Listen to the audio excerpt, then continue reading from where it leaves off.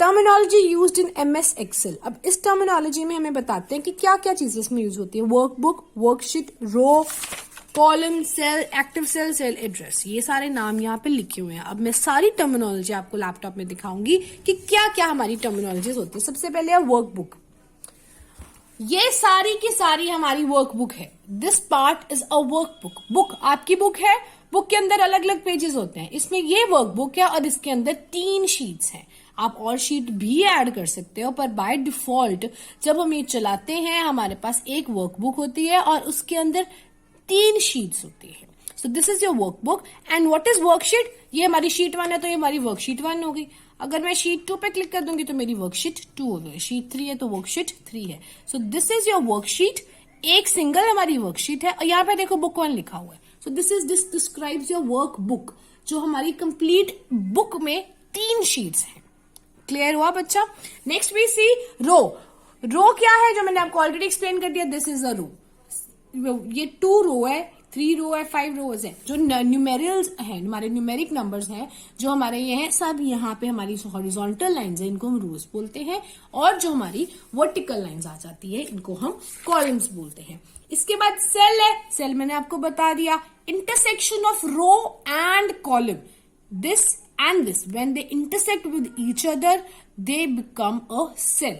Cell का address यहाँ पे आता है, ये हमारा एक सेल है।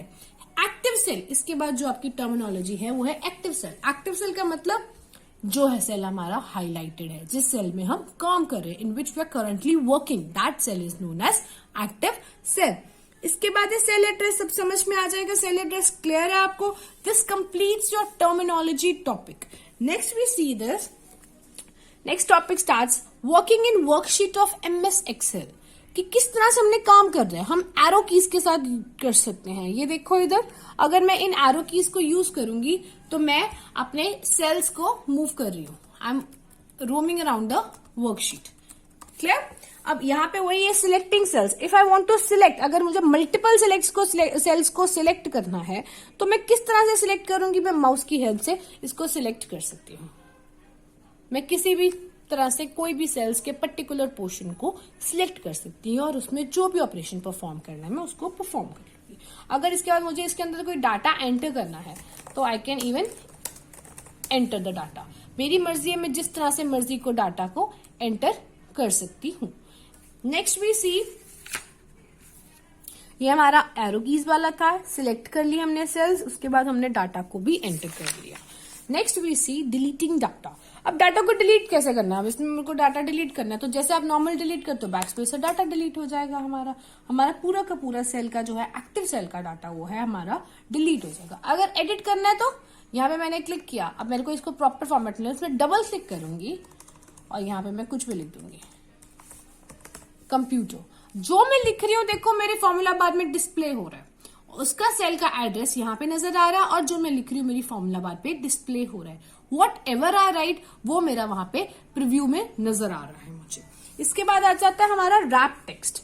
अगर मेरा सपोज टेक्स्ट ज्यादा बड़ा हो गया है तो अब उसको मैंने एक ही सेल में खत्म करना है। अगर वो नहीं फिट आएगा, यहाँ पे देखो when we type text that is too long to fit, जो बहुत ज्यादा है और एक सेल में फिट नहीं आ रहा, तो वो क्या करेगा? वो नेक्स्ट सेल में मूव कर जाएगा। नेक्स्ट सेल में मूव करेगा तो उसको हम कहते हैं we can wrap the text. किस तरह से रैप करना है? यहाँ पे देखो ए टू सेल टाइप, कोई टेक्स्ट टाइप किया आपने, एंटर प्रेस किया, इस तरह से आपको नजर आ जाएगा। अब देखो मैं आपको करके दिखाती हूँ। यहाँ पे मैंने कंप्यूटर लिखा था, अब मैंने लिखा आगे computer is an electronic machine. Sorry,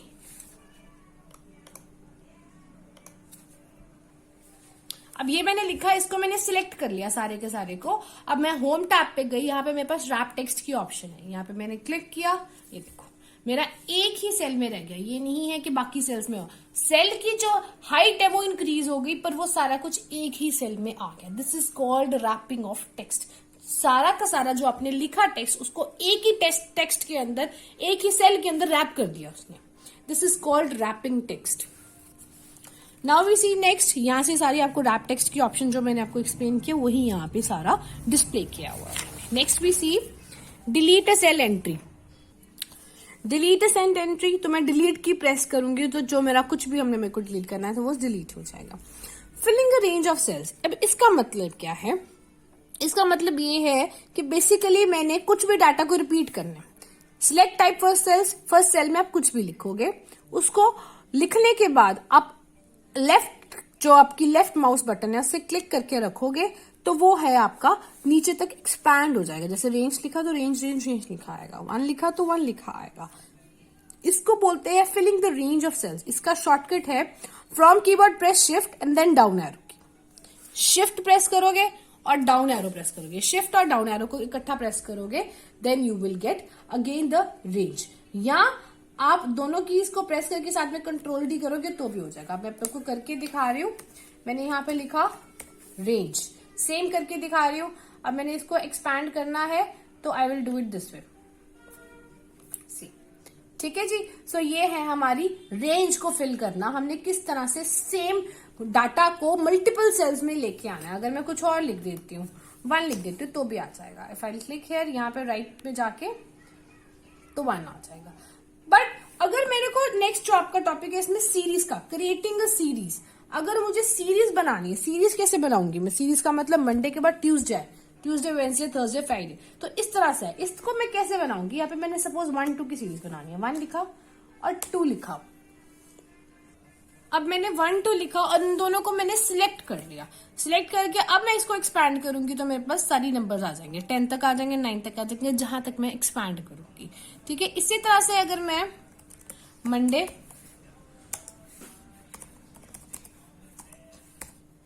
Tuesday लिखा मैंने, अब मैंने क्या करना है, इन दोनों को सिलेक्ट करना है। सिलेक्ट किया, इसको अब ये आ गया, इसको हम एक्सपैंड कर देंगे यहां से, तो वील गेट, ये देखो सैटरडे संडे तक बाद दोबारा मंडे स्टार्ट हो गया।